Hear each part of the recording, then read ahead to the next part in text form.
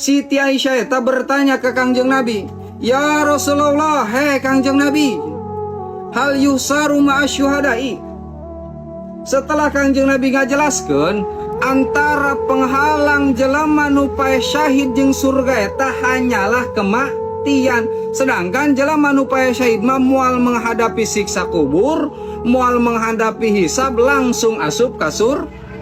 Maka cik Siti Aisyah, hal yusaru ma'as suhada'i ghairhum, apakah aya golongan-golongan atau jelema anu dikumpulkeun jeung jelema anu pae syahid padahal maena eta henteu menghadapi peperangan, henteu menghadapi kalakuan-kalakuan anu menyebabkeun maena pae syahid. Pakola mangka ngajawab ya Kangjeng Nabi, "Naam samuhun." Cenah.